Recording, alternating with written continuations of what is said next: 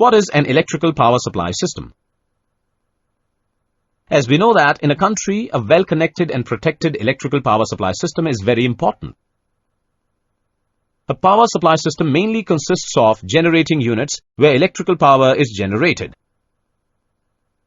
and high voltage transmission lines through which electricity is transported to the long distances.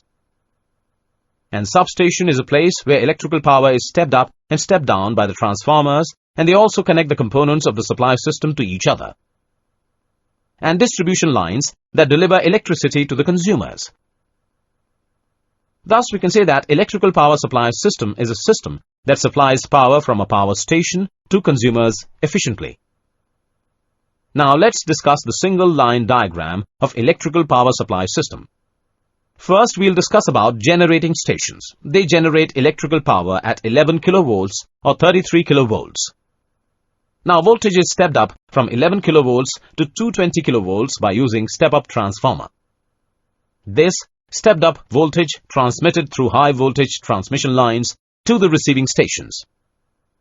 Now, we step down the voltage from 220 kilovolt to 33 kilovolt for secondary transmission to the substations.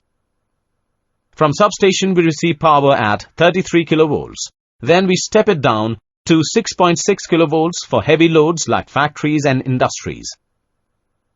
Again, we use the step-down transformer, which is also called distribution transformer, that converts electrical power of 6.6 kilovolts to 400 volts or 230 volts.